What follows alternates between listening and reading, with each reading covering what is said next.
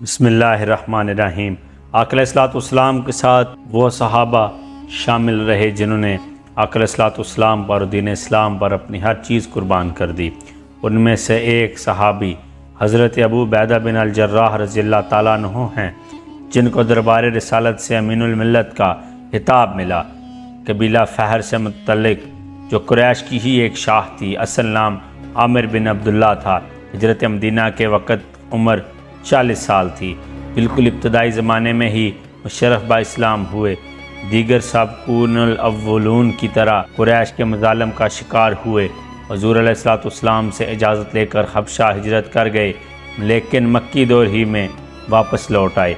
नबी अलैहिस्सलाम से चंद रोज़ कबल इज़्न नबवी से मदीना की तरफ हिजरत की और हुज़ूर की आमद तक कुबा में क़याम फरमाया। मवाहात मदीना में मुअज़्ज़ज़ अंसारी सहाबी अबू तलहा रज़ियल्लाहु ताला अन्हु के भाई बनाए गए। बेहद बेमिसाल खिदमात की वजह से हुज़ूर दो आलम सल्लल्लाहु अलैहि वसल्लम ने जिन असहाब को दुनिया में ही जन्नत की बशारत दी थी, उनमें से एक हज़रत अबू उबैदा बिन अल जर्राह रज़ियल्लाहु ताला अन्हु हैं। जर्नैल इस्लाम अबू उबैदा बिन अल जर्राह रज़ियल्लाहु ताला अन्हु बेहद ज़हीन, सलीमुल तबा, मुत्तकी और बहादुर थे। लंबा कद, बज़ाहिर लागर कमज़ोर नज़र आने वाली शख्सियत, लेकिन ईमान कामिल के सबब इंतहाई पुरनूर चेहरा और राहनी अज़म के मालिक अबू उबैदा बिन अल जर्राह ने अपने ज़माने की सबसे बड़ी आलमी ताकत रूम के खिलाफ टक्कर ली और इसे एशियाई इलाकों से पीछे धकेल दिया। ओहदे सिद्दीकी में अबू उबैदा बिन अल जर्राह को हुमस की फ़तह पर मामूर किया गया।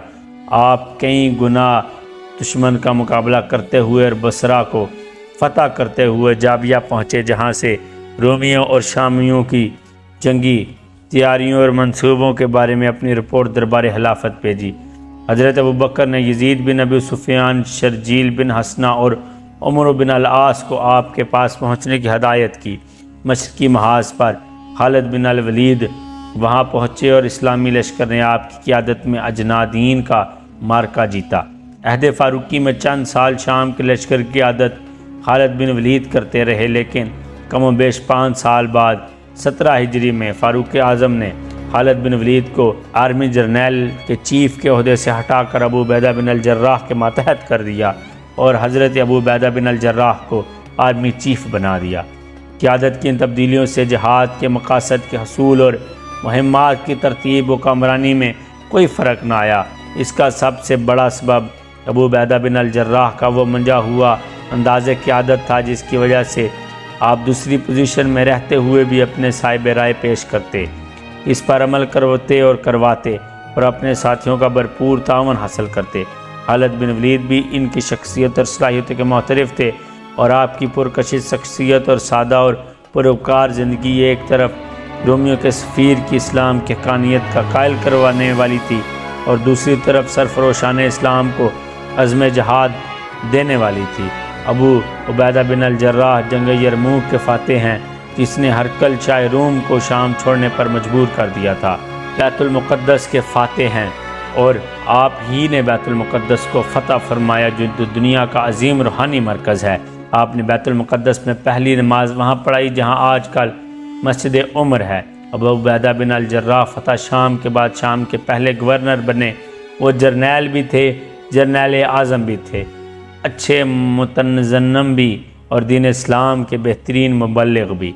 अमीनुल मिल्लत की ज़िंदगी का आखिरी मार्का हुमस की वो खुनरेज़ जंग है, जिसमें हरकल ने शाम वापस लेने की आखिरी कोशिश की, लेकिन नाकाम हुआ और इसके बाद इसने कभी शाम का रुख न किया।